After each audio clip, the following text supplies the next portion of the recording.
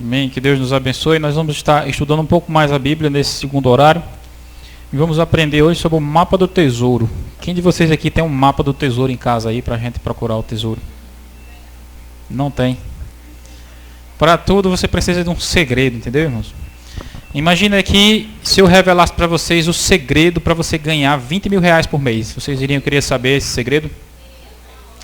Eu vou dizer a vocês qual é o segredo, viu? Rapidamente aqui, para você pegar de primeira.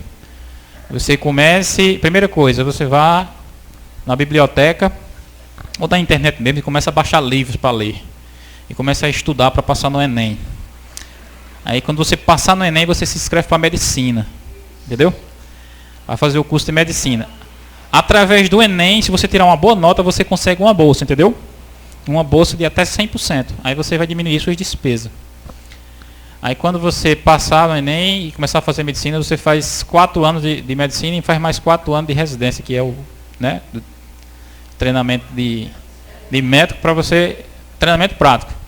Depois de 8 anos estudando, então você vai se formar médico. Quando você se formar médico, você vai fazer um concurso para determinada área, entendeu?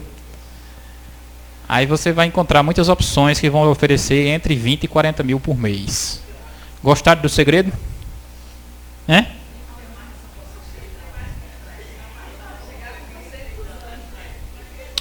Esse é o segredo. O segredo aí, irmãos, é como se fosse o mapa da mina, entendeu? Quando você encontra um tesouro e você tem um mapa para você achar aquele tesouro, você precisa fazer o quê? Você tem que seguir o que o tesouro diz, o mapa diz, até chegar lá no tesouro. E o trajeto é fácil ou difícil? O trajeto é difícil. Se eu disser a vocês, olha, tem ouro na Serra de Teixeira, o que você deve fazer? Aí vai dar trabalho para você escavar o ouro, para encontrar. Vai ter que escavar, você vai, até para você achar lá, você vai ter que penar ali. É uma cidade aqui perto, chama-se São José da Batalha, que tem uma pedra lá chamada Turmalina. E essa pedra enricou muita gente, porque lá tinha muito, e as pessoas escavavam e encontravam essa pedra valiosa lá. Um colega meu uma vez trabalhou lá, ele disse que uma vez achou no muro uma pedrinha de turmalina, vendeu por 300 reais, pensando que não valia quase nada. Ele disse que o cara trocou ela numa casa. Uma pedrinha, o cara que comprou a ele, né? Uma pedrinha, ele comprou por 300 reais a um colega meu, e depois trocou essa pedra numa casa. Teve matéria aí no Fantástico e tudo sobre a turmalina que acharam aqui nessa cidade, e que é comercializada no mundo todo, na Alemanha, na Europa, até na China.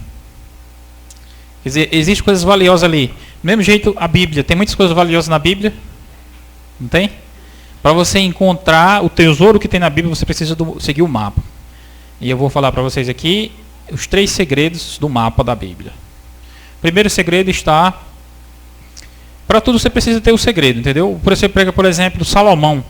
Ele foi um rei rico, muito rico. E disse que Salomão, disse que todo ano ele, se eu não me engano, essa passagem que fala, diz que ele arrecadava 666 toneladas de ouro. Já pensou o tanto de ouro? 666 talentos, não era tonelada, talentos que a Bíblia fala. E ele tinha navios que iam para, sabe para que lugar?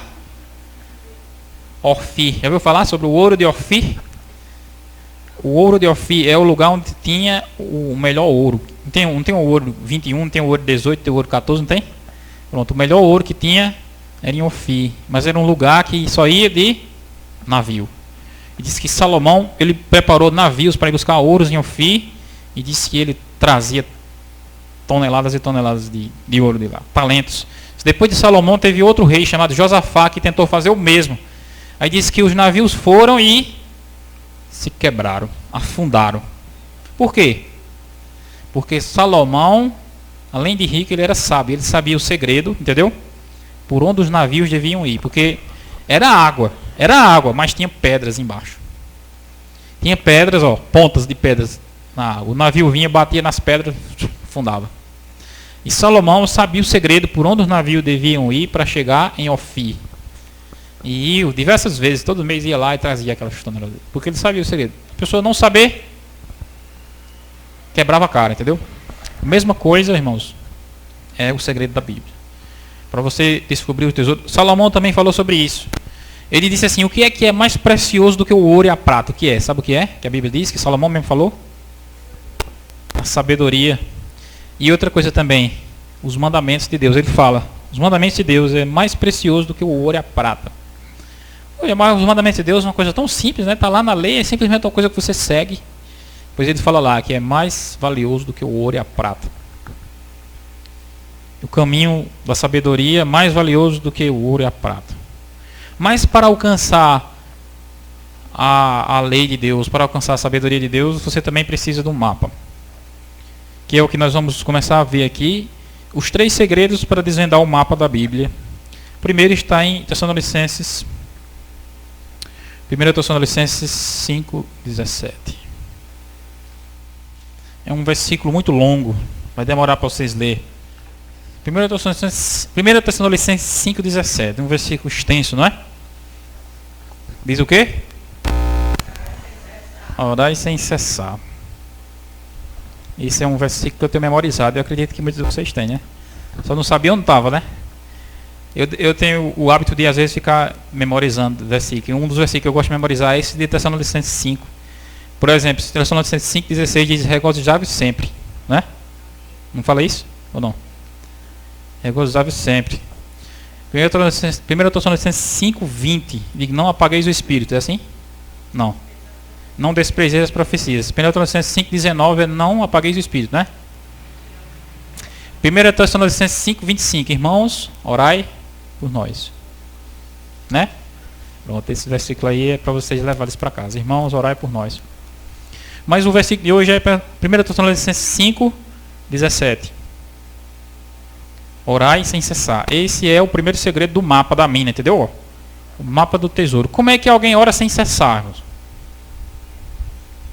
Quando eu trabalhava ali em São José do Bonfim, tinha uma mulher que dizia: rapaz, tem uma irmã da igreja ali que ela endoideceu. Por quê? Senão ela chega dentro do ônibus, se ajoelha, pronto. Começa a orar e não é em voz baixa, não. Ela começa a orar em voz alta e começa a assombrar o povo. Será que orar sem cessar isso? O que é que vocês acham?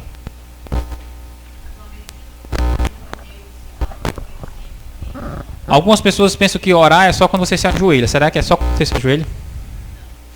Você pega, por exemplo, o livro que a gente está estudando aqui na Escola Sabatina, que é o livro de Esdras, Neemias, né? Que diz que Neemias, na presença do rei da Pérsia lá, ele orou. Entendeu? Mas ele estava ali, ó, servindo ao rei, que ele era o copeiro do rei. E disse que ele orou: Senhor Deus, ali, fechou os olhos, né? Eu talvez não tenha nem fechado. E disse: Senhor, me ajuda para que eu venha saber como responder ao rei. Porque o rei fez uma pergunta a ele. Que pergunta foi, lembra? O rei perguntou a ele por que ele estava triste na presença dele. O irmão de Neemias veio de Jerusalém e disse: olha, está tudo destruído, tudo queimado lá. Neemias ficou triste, começou a chorar. Aí chegou a hora dele servir ao rei, levou a bandeja triste. Em algumas situações isso poderia ser pena de morte, sabia? Porque o rei, ele era rigoroso com isso. Ninguém podia estar triste na presença dele. E ninguém podia entrar na presença dele sem a permissão dele. Tem a história lá de Esté, né? E na hora que o rei perguntou: você está triste? Porque aí Neemias tremeu, disse: e agora? O que é que eu faço? Foi o que ele fez. Orou. Entendeu? Orou a Deus. Orou a Deus: Senhor, o que é que eu faço? Como é que eu posso explicar? Aí Deus, naquela hora, deu. Então, orar sem cessar, irmãos, é isso. Em todas as situações, entendeu? Você está dentro do ônibus, você está dentro do carro, você está no trânsito. Às vezes eu estou no meu trabalho e estou constantemente vendo coisas desagradáveis, entendeu? Porque o meu trabalho é lidando com a segurança. E eu estou ali observando as mulheres dançando, os cabos bebendo. De vez em quando não quebra pau, aí dá uma briga. Aí às vezes eu estou com companheiros dentro da viatura trabalhando, e esses companheiros trabalhando aqui, ó, e olhando assim pro mundo: eita, mulher bonita, pica mulher bonita, pica mulher bonita. Eita, olha aquela, olha aquela, olha aquela, olha aquela. Isso é para vocês não estão fazendo a ronda, não, vocês estão observando outras coisas. E aquilo dali, tudo aquilo dali, entendeu? Ele procura ali puxar. O mundo está sempre procurando ali puxar para um lado, o lado dele, né? O lado dele. Para você enfrentar tudo isso, o que é que faz? Orar sem cessar. Quer dizer, você pode orar, irmãos, no banheiro, pode orar assistindo televisão, sabia? Você pode orar, às vezes o seu vizinho liga o som, aumenta o volume. Aí você tem vontade de ser um infeliz. Como é que uma praga liga um som hora dessa? Aí você, em vez de fazer isso, Senhor Deus, obrigado pela vida. Tem um Zezinho aqui, né? Que trabalhou com o Zé Carlos aqui. Ele falou que a vizinha dele aumentou o som. Aí disse que ele armou a rede e foi dormir. Quando foi no outro dia, aí avisaram, rapaz, tu não escutou a briga que teve aí, não? Eu disse, não. Disse, por quê? Aí disse que aumentaram o som aí. Aí daqui a pouco começaram uma briga. Chegou o SAMU, os bombeiros, a polícia. Levaram gente, trouxeram gente. Aí disse, rapaz, depois eu tirei a noite de um sono. Passou a noite dormindo. No outro dia foi que trouxeram a notícia para ele, né? O que é isso, irmãos? É oração, entendeu? Você está em paz. Aí já tem pessoas que é o contrário, que qualquer coisinha ela está se alvoroçando. Eu mesmo uma vez fui tirar, olhar o extrato lá, fazer um depósito no banco. Aí tinha uma mulher ali botando um cartão, mas era um desespero tão grande para ela botar esse cartão. E, ó a senha, Zé, ó a senha, Zé.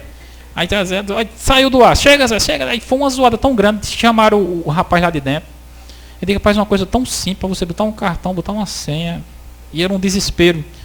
Você sabe que eu tenho depressão, você sabe que eu tenho aquilo, eu estou passando mal, eu tenho síndrome do pânico.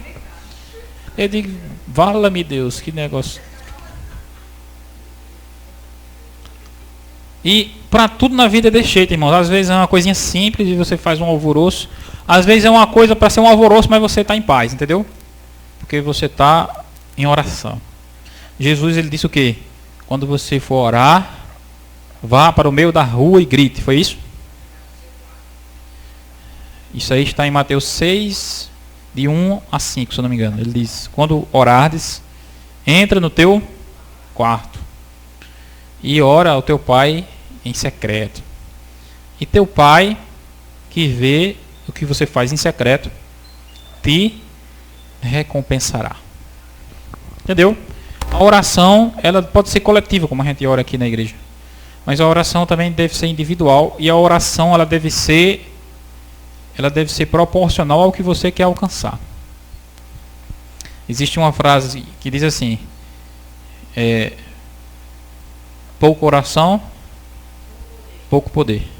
Muita oração, muito poder. Nenhuma oração, nenhum poder. A oração, ela deve ser proporcional. Às vezes pensa, não, mas eu vou passar a noite toda orando. Era assim que Jesus fazia. Você vai ler o Evangelho lá, você vai ver que Jesus, toda vez que ele tinha um desafio difícil, por exemplo, diz que antes dele escolher os 12 apóstolos, diz que ele passou a noite toda orando. A noite toda orando. Quer dizer, quem de nós aqui teria capacidade para passar a noite toda orando? Você vai, um desafio, você vai fazer um vestibular, vou fazer para quê?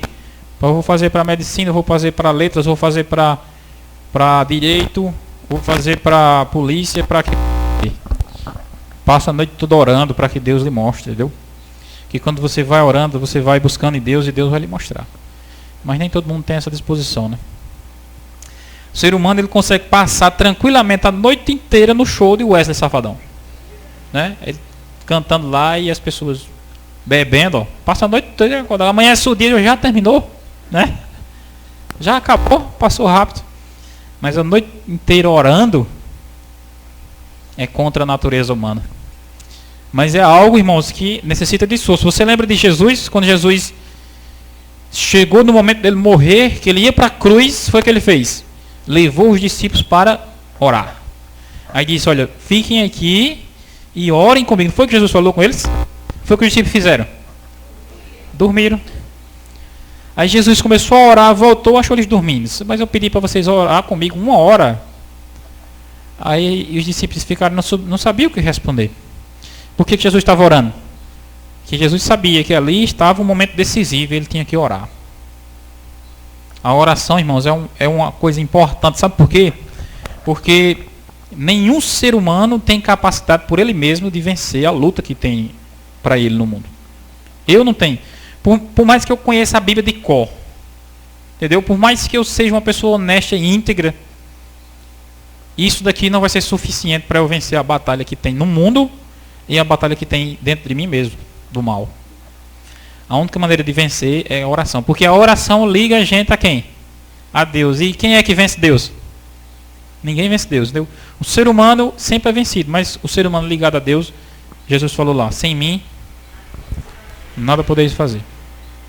Ou seja, quando você ora, automaticamente você se torna forte para vencer o mal, porque não é você que é forte, é a oração que lhe faz forte, né? E quanto mais você ora, mais força Deus lhe dá para vencer. Então, esse é um segredo, irmãos, um segredo da Bíblia aí para o tesouro. O mapa do tesouro aí que a Bíblia mostra. O primeiro é esse, né? A oração. Só que não é tão simples orar, né? Eu tentei estabelecer um plano de oração lá em casa, orar ao dormir, ao acordar e ao meio-dia, né? Atualmente eu só estou conseguindo orar ao dormir. Ao dormir. Ao meio-dia eu esqueci. E ao dormir eu fico tão cansado que eu me deito. Ou ao acordar, né? Ao acordar, já tem que pegar o menino para dar o banho de sol. Aí a gente pega o menino e leva lá para dar o banho de sol. Aí, quer dizer, um monte de atividades que tem o seu dia que atrapalha aquilo ali.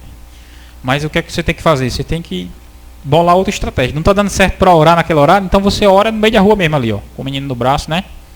Fecha os olhos e ora, liga o pensamento a Deus. O segundo, pode acordar de madrugada para orar. Eu só sei de uma coisa, irmãos, não pode faltar oração na nossa vida. Não pode faltar, porque eu acho que é um texto do Espírito de Profecia que diz assim, diz que as trevas do maligno envolvem a alma de todo aquele que negligencia a oração. As trevas do maligno envolvem o mundo inteiro, entendeu? Mas a pessoa que está em oração sai dessas trevas. Ali rompe a luz que vem de Deus. Primeiro segredo, orai. O segundo segredo, aí pertinho, volta um pouquinho, Timóteo. Acho que é depois de Tessalonicenses é Timóteo. 2 Timóteo 3,14. 2 Timóteo 3,14 diz assim: Tu, porém, não é assim? Tu, porém, permanece naquilo que aprendeste, de quem foste inteirado, sabendo de quem aprendeste. Aí o verso 15 diz: E que desde a infância sabes o quê? As sagradas letras, que podem fazer o quê? Tornar-te sábio para a salvação pela fé em Cristo Jesus. E o 16 diz: Toda a escritura é o quê?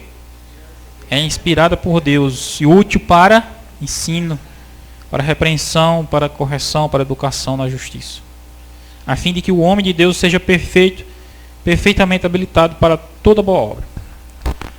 O segundo segredo, irmãos, aí do tesouro da palavra de Deus é as Escrituras, o estudo da Bíblia. Como a gente estava falando agora há pouco aqui na lição, o estudo da Bíblia, irmãos, é uma coisa que está em desuso hoje em dia. Eu participei recentemente de um concurso bíblico ali no Goiás. Só tinha 9 pessoas, né? Se você fizesse um concurso assim sobre Game of Thrones, você acha que ia ter quantos participantes? Se você fizesse um concurso assim, quantos têm a assinatura da Netflix e podem fazer um concurso sobre essas séries aqui que tem na Netflix? Quer dizer, o ser humano, ele é bem propenso a essas coisas. Sabe de tudo, né? Observa lá que aqui a gente não fez mais, mas na escola sabatina tem a chamada. Diz assim: quantos estudaram a Bíblia diariamente, né? Quantos estudaram a lição hoje, não é assim? Quantos estudos bíblicos foram dados, não é assim? Quantos fizeram o culto familiar? Aquelas coisas assim. Eu fico pensando, você fizesse outra lista. Quantas horas de WhatsApp você usou diariamente? Quantos dias você assistiu a novela? Quantas vezes você assistiu o jogo de futebol? Quantas vezes você olhou o Facebook? Você vai ver que ali vai ter uma proporção grande de coisas, né? Que são coisas que você faz facilmente, enquanto que as coisas boas, o estudo da Bíblia, a oração, você não está tão bem. E que é exatamente uma luta. Mas isso é natural, entendeu? O mundo é assim. E aquelas pessoas que vão ler a Bíblia, que vão orar, elas vão ser a minoria. Sempre. O caminho é estreito. A porta é apertada, como Jesus diz lá em Mateus, não é isso? 7,14, se eu não me engano. O caminho é estreito, a porta é apertada, e poucos são os que entram por ela. Mas quando você começa a ler a Bíblia, eu mesmo digo por experiência própria, mas eu nunca vi em filme algum no mundo aventuras mais fascinantes do que as que eu aprendi na Bíblia. E você pode pensar que não, você começa a assistir aquela série Star Wars, começa a assistir o filme do Avatar, você começa a assistir Star Trek, você começa a assistir o Coringa, que é um filme que está em evidência, né? E você acha que aquelas histórias ali elas são empolgantes, você acha que aquilo ali é que é excitante, estimulante para a mente, você gosta daquilo, mas é simplesmente porque você não conhece a verdadeira fonte da verdade. O verdadeiro prazer da aventura está na palavra de Deus. E quando você mergulhar na palavra de Deus, como acho que é Salomão que fala, né? Escavar a palavra de Deus como tesouros escondidos. Não é você pegar a Bíblia, ler um versículo e dizer, já li hoje, não. Isso aí você não está cavando. Para você cavar tesouros escondidos, você precisa ir mais profundo. E você também vai ter uma percepção maior da beleza que é a palavra de Deus, porque ela lhe ensina sobre tudo. As lições que ela lhe transmite, elas são de muito mais valor e muito mais estimulantes, eu digo a verdade a vocês, do que filmes, do que séries de televisão. E por que que as pessoas não fazem isso, não lêem a Bíblia? Por quê? Porque o inimigo ele cega. Você chega com sede em casa, você acabando de sede, aí tem água e tem Coca-Cola. O que é que a sua natureza pede? O que é que você acha?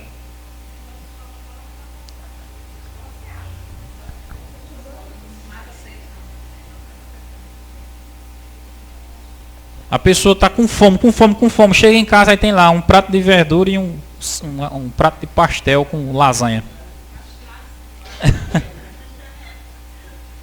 A natureza ela pede para aquelas coisas ali, entendeu?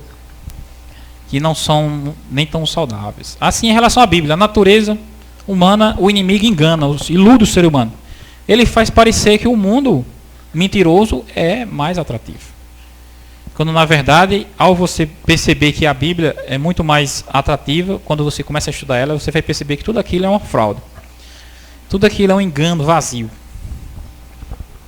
Primeiro segredo, irmãos, do mapa do tesouro, orar sem cessar. O segundo é as Escrituras. Toda a Escritura é inspirada por Deus e útil para o ensino, para a repreensão, para a correção e para a educação na justiça. O estudo da Bíblia, irmãos, torna você uma pessoa educada. O que é uma pessoa educada? Você fica pensando assim, o que é uma pessoa educada? Hoje em dia as pessoas elas fazem faculdade e aí estuda, se pós-gradua, com um pouco tira a roupa e fica nu, com um bocado de criança correndo ao redor. Aí diz que é uma pessoa educada, aquilo é arte. Já imaginou o nível da educação das pessoas? Algumas mulheres dizem que a educação é elas saírem no meio da rua protestando com os seus de fora. Quando você vai para a Bíblia realmente educa a pessoa. Instrui a pessoa no melhor caminho, entendeu?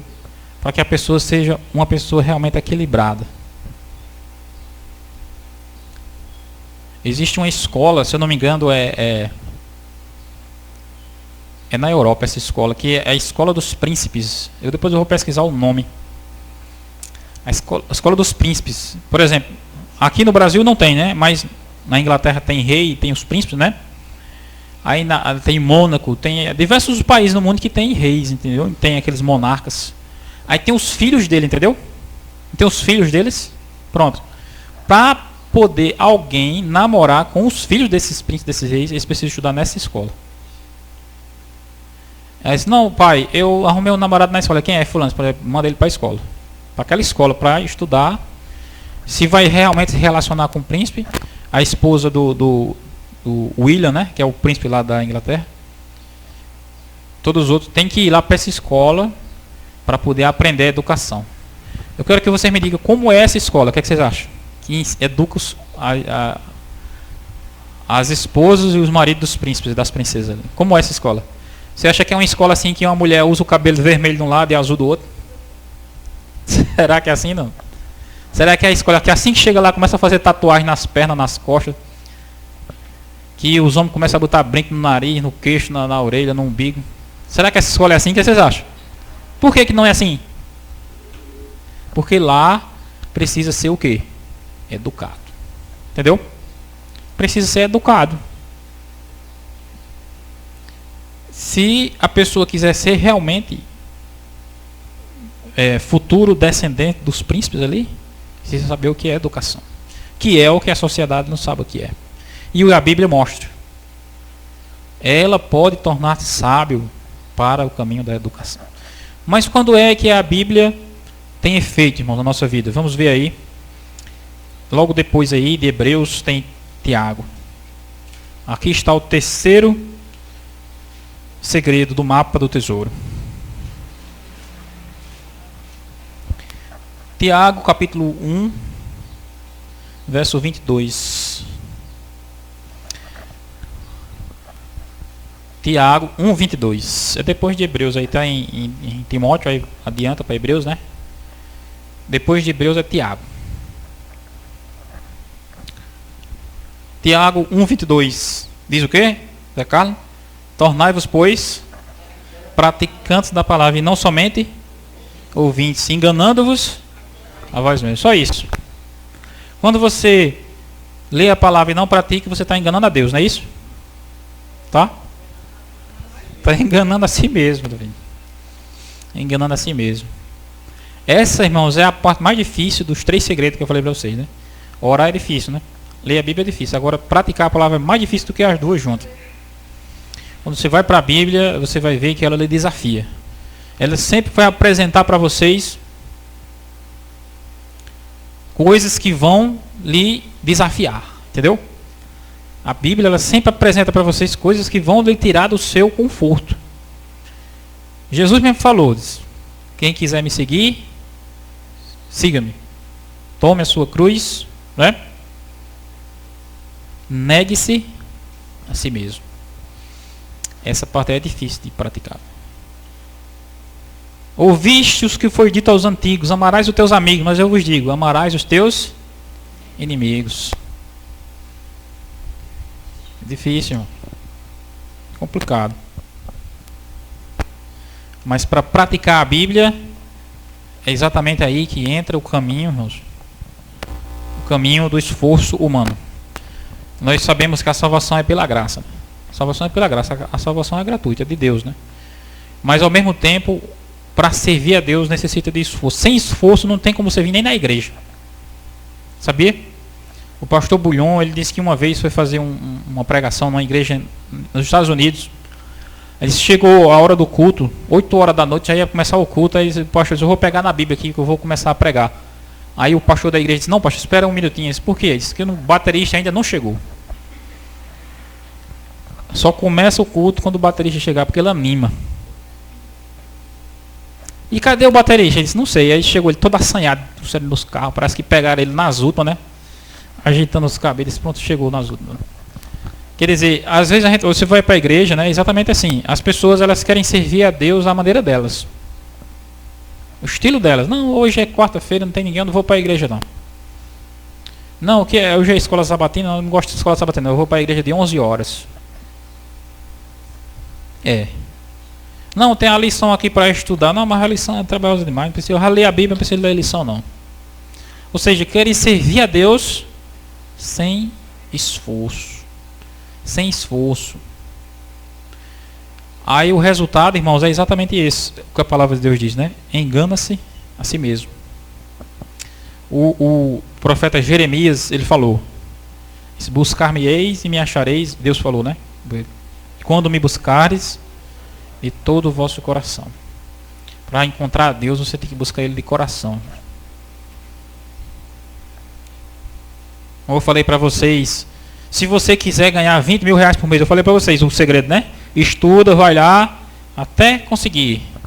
Para buscar a Deus da mesma maneira. Você tem que buscar a Deus, você tem que se esforçar. Salomão falou lá: Compra a verdade e não a vendas.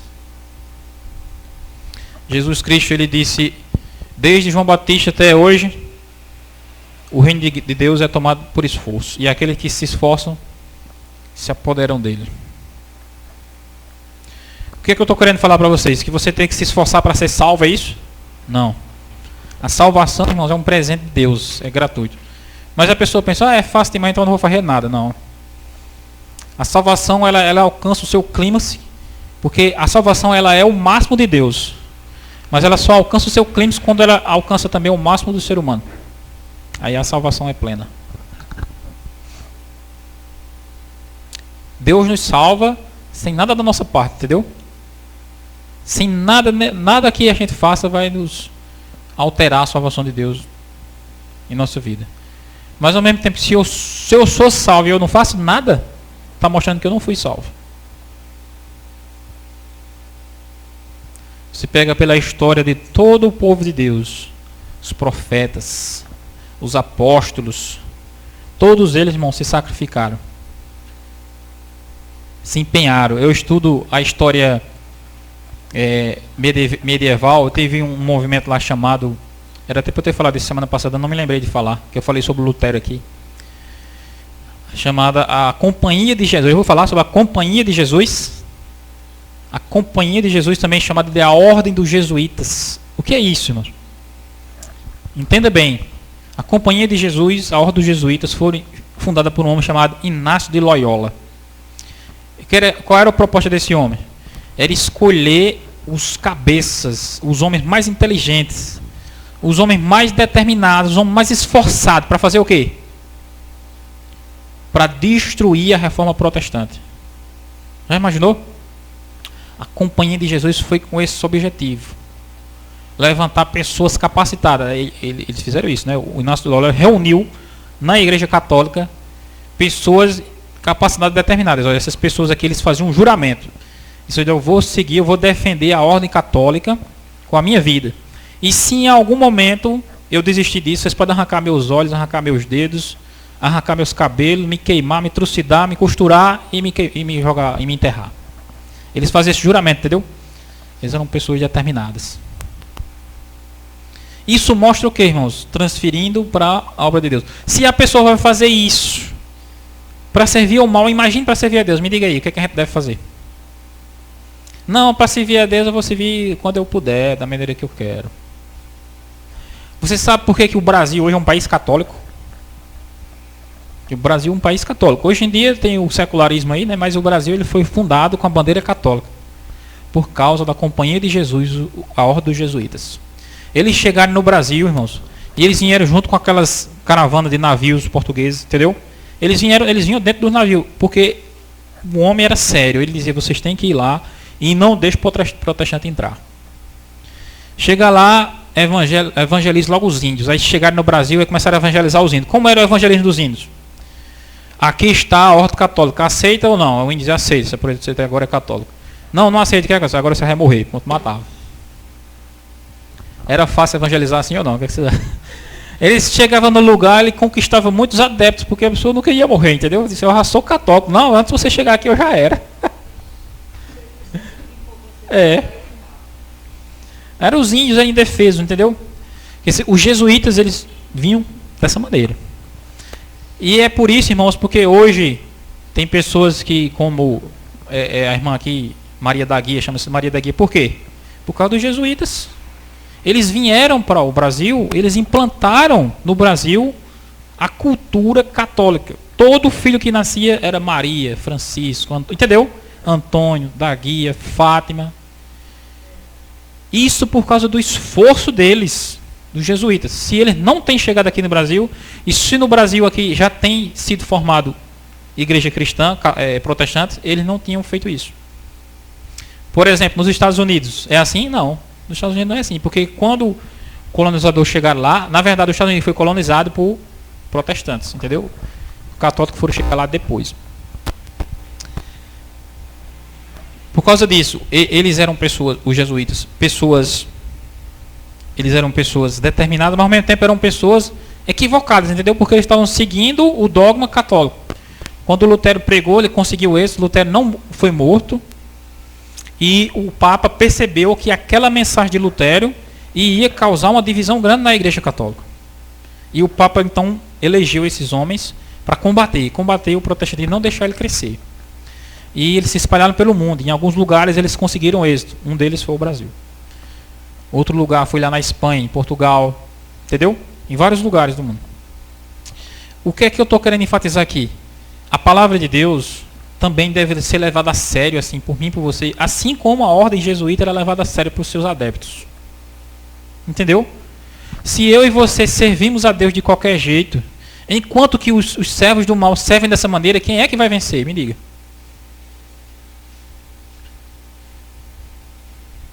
É exatamente por causa disso, irmãos. Você observa aí que as universidades estão cheias, empestadas de ateus. Por que que eles crescem cada vez mais? Porque as pessoas que servem a Deus não estudam para combater eles, entendeu? Porque o ateu é uma fraude, o ateu é um engano. O ateísmo é uma mentira. Mas por que que não se prova isso? Porque as pessoas que deveriam estar estudando isso não estudam. E as pessoas que estudam o ateísmo, Deus não existe, elas estudam. E morrem por aquilo. Aí por isso que ele cresce cada vez mais no mundo. Se numa sociedade como a nossa aqui surgir um ou dois ou três que se decidem estudar a Bíblia, crer na Bíblia e buscar a verdade com unhas e dentes, essas poucas pessoas são suficientes para confrontar todo esse mundo aí de ateus. Mas onde estão essas pessoas? Estão no WhatsApp lá em casa. Estão lá assistindo a Novo Tempo em casa. Não, hoje eu não vou para a igreja não, vai ser transmitido aqui na televisão o culto, eu vou ficar assistindo em casa. Quando é que vai haver esse confronto do verdade contra o erro, enquanto as pessoas não colocarem em prática a palavra de Deus? Quero para concluir aí que você leia comigo Mateus capítulo 7, verso 24. E os jesuítas, irmãos, eles estão aí no mundo ainda hoje, né? Estão fazendo a mesma campanha deles para combater a verdade, entendeu? Só que eles trabalham como maçons, eles trabalham em sociedades secretas, controlando o mundo aí. Olha, Mateus 7, 24 diz assim: todo aquele, pois, que ouve as minhas palavras e as pratica, é comparado ao quê? A um homem prudente, que edifica a sua casa sobre a rocha. Caiu a chuva, transbordou os rios, sopraram os ventos, deram com ímpeto contra aquela casa. Não caiu, porque foi edificada sobre a rocha. O 26 diz assim: todo aquele que ouve as minhas palavras e não pratica, é comparado a um homem que edificou a sua casa sobre a areia. Caiu a chuva, transbordou os rios, sopraram os ventos, deram com ímpeto contra aquela casa, e ela desabou, sendo grande a sua ruína. Você leu a Bíblia, não praticou, o resultado é ruína. A parte da prática da palavra de Deus é a mais difícil, entendeu? Mas é como eu falei para vocês, os 3 segredos do tesouro, o mapa do tesouro. Orar sem cessar, examinar as escrituras, procurar educação nela. Terceiro, praticar. Está aí, irmãos, o 3 segredos. É fácil ou difícil? O que vocês acham? São 3 segredos, eu diria assim, que eles são simples, né? Mas não são tão fáceis, né? Eles são simples, né? 3 coisas simples. Orar habitualmente é o mais simples. Quer dizer, é você procurar se esforçar para aprender mais da Bíblia. E terceiro, praticar o que ela diz. Essas são coisas difíceis, mas são coisas que vão trazer grandes diferenças, sabia? Na nossa vida, na sua vida, na vida de quem praticar, de quem fizer isso daí. Não existe outra fórmula. A fórmula do êxito é essa. Você vai encontrar na vida aí, por aí afora, muitas pessoas bem-sucedidas. Em algumas coisas, mas em outras não. Por quê? Porque bem-sucedido mesmo é só quem aplica o que a palavra... A fórmula da felicidade é essa daqui. É o que a palavra de Deus mostra. E o desafio da nossa vida é alcançar esse padrão aqui. Eu mesmo, a minha vida toda, eu estou lutando para colocar isso aqui em prática. Aí uma hora você se enfraquece, né? Outra hora você está mais forte. Mas a vida toda você é lutando com essas 3 coisas. Para orar a Deus e buscar mais a Deus. Para estudar mais a Bíblia e praticar a Bíblia. E quanto mais você puder se aproximar do padrão, de seguir esse padrão, melhor vai ser a sua vida. Sabia? Melhor, isso aí não vai precisar nem você me mostrar. você vai simplesmente provar por si mesmo, porque do mesmo jeito que a pessoa que não pratica engana a si mesma, a pessoa que pratica, ela reconhece por si mesma que o resultado está sendo alcançado. O resultado é alcançado quando você leva a sério a palavra de Deus. Amém? Oremos. Senhor Deus Todo-Poderoso, obrigado pela tua palavra. Nessa manhã nós aprendemos aqui o segredo, o mapa do tesouro, para a nossa felicidade, para a nossa prosperidade, para a nossa salvação. Orar sem cessar, estudar a tua palavra e praticá-la. São três coisas simples, ó Deus, mas ao mesmo tempo três grandes desafios para nós, e que nós venhamos, ó Deus, receber a tua força, a tua ajuda para colocá-las em prática. Que o Senhor abençoe para que o teu povo seja um povo próspero, um povo educado, um povo que realmente resplandece a tua luz no mundo. Sabemos que é difícil, ó Deus, no mundo há muitas distrações, há muitas coisas que nos atraem para o caminho errado, e a nossa própria natureza por si mesma ela já é errada. Mas nós sabemos que por meio do estudo da Bíblia, por meio da oração, por meio da obediência às tuas leis, o Senhor vai nos libertando desse sistema de coisas. O Senhor nos liberta do mal que há no mundo, nos liberta do mal que há em nós mesmos. E o Senhor habita em nós com a tua presença. Que o Senhor esteja nos dando esse presente, ó Deus, que nós desejamos para nós, para nossos filhos, nossa família, para a tua igreja. É o que pedimos e agradecemos em nome de Jesus. Amém.